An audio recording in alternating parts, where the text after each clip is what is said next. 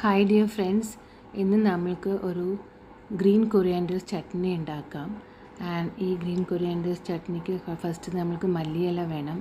പിന്നെ ഇവിടെ നമ്മൾക്ക് ആംചൂർ, ഗ്രീൻ ചില്ലീസ്, പിന്നെ ജിഞ്ചർ, ഗാർലിക്, സോൾട്ട്, പിന്നെ നാരങ്ങ നീര്, പിന്നെ കുറച്ച് പുതിന ഇല വേണ്ടി വരും. ഇനി ഞാനിവിടെ ഒരു മല്ലിയില കട്ട് ചെയ്ത് വെച്ചിട്ടുണ്ട്.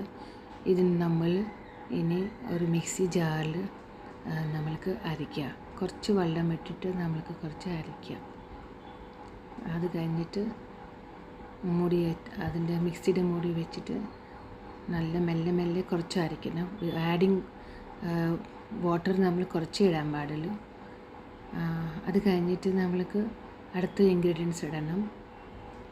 അടുത്ത ഇൻഗ്രീഡിയൻസ് പറഞ്ഞാൽ ഇഞ്ചി, വെളുത്തുള്ളി, പിന്നെ പുതിന ലീവ്സ്, അതൊക്കെ നമ്മൾക്ക് ഇങ്ങനെ റഫ്ലി ചോപ്പാക്കി വെച്ചിട്ടുണ്ട്, അതിടണം. ഗാർലിക് ഇഷ്ടമില്ലെങ്കിൽ അത് നമ്മൾക്ക് ഒഴിവാക്കാം. ആൻഡ് കുറച്ചുകൂടി ഇഞ്ചി ഇടണം. അപ്പോൾ ഇനി നമുക്ക് പിന്നെയും മൂടി വെച്ചിട്ട് പിന്നെയും മിക്സി ഓൺ ചെയ്യാം.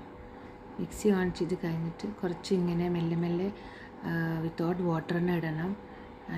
ബിക്കോസ് വി നീഡ് തിക്ക് ചട്നി വേണം, അതുകൊണ്ടാണ്. അപ്പോൾ വെള്ളം കുറച്ചേ കമ്മി ഇടാൻ പാടുള്ളൂ. അത് കഴിഞ്ഞിട്ട് നമ്മൾ ഇനി അടുത്ത സ്റ്റെപ്പ് ചെയ്യണം.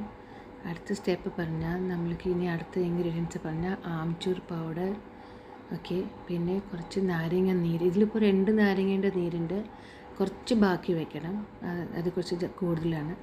പിന്നെ ഇങ്ങനെ കൈ കൊണ്ട് എടുത്തിട്ട് സീഡിനെ മാറ്റി വെച്ചാൽ അത് എളുപ്പമായിരിക്കും. എന്നാലും കുറച്ച് 1-2 സീഡ് വീണിട്ടുണ്ട്, അത് നമ്മൾക്ക് പിന്നെ എടുക്കാം. അതിട്ട് ഗ്രൈൻഡ് ചെയ്താൽ അത് മാറിക്കോളും. പിന്നെയും അവർക്ക് കൂടി മിക്സി ബന്ധാക്കിയിട്ട് നമ്മൾക്ക് പിന്നെയും ഗ്രൈൻഡ് ചെയ്യണം. ഇനി അത് ഗ്രൈൻഡ് ചെയ്തിട്ട് അടുത്തത് നമ്മൾക്ക് ഡെസിക്കേറ്റഡ് കോക്കനട്ട് പറഞ്ഞാൽ ഡ്രൈ കോക്കനട്ടില്ലേ, അതിടണം. ഇവിടെ ഞാൻ ഡ്രൈ കോക്കനട്ട് ഇടും. നിങ്ങൾക്ക് ഫ്രഷ് കോക്കനട്ട് ഉണ്ടെങ്കിൽ ഫ്രഷ് കോക്കനട്ട് ഇടാം. പക്ഷേ ഫ്രഷ് കോക്കനട്ട് ഇട്ടാലേ അത് വേഗം കേട് വരും. ഡെസിക്കേറ്റഡ് കോക്കനട്ട് കുറച്ചുകൂടി ദിവസം ഇരിക്കും. ഇത് പിന്നെ കുറച്ച് ഞാൻ ഉപ്പിട്ടു. ഇത് കഴിഞ്ഞിട്ട് നമുക്ക് ഒരിക്കൽ കൂടി നന്നായിട്ട് ഇതിനെ അരച്ചിടണം. അരച്ച് കഴിഞ്ഞാൽ ഓൾമോസ്റ്റ് ഡൺ ആണ് നമ്മൾക്ക്. ഇനി ഇതിനെ നമ്മളൊരു എന്താ പറയുക, ഒരു കണ്ടെയ്നറായിട്ട് വെക്കണം. പിന്നെ ഈ മല്ലി ചട്നി നമ്മൾക്ക് സാൻഡ്വിച്ച്ക്ക് യൂസ് ചെയ്യാം. പിന്നെ ഈ മല്ലി ചട്നിയിൽ കുറച്ച് എന്താ പറയുക, വേറെ ഒരു ബോളിൽ കുറച്ച് 1 സ്പൂണോ അല്ലെങ്കിൽ 2 സ്പൂൺ എടുത്തിട്ട് ഒരു 1/2 കപ്പ് കേർഡ് ഇട്ടിട്ട് നമ്മളിതിനെ സ്റ്റാർട്ടേഴ്സായിട്ടും കഴിക്കാം. അപ്പോൾ ഇത് നമ്മൾ ഉണ്ടാക്കി കഴിഞ്ഞു. ഇനി നമ്മളൊരു കണ്ടെയ്നറിൽ ഇട്ടിട്ട് ബന്ധാക്കി വെക്കണം. അപ്പോൾ ഇത് നമ്മൾക്ക് മല്ലി ചട്നി റെഡിയായി.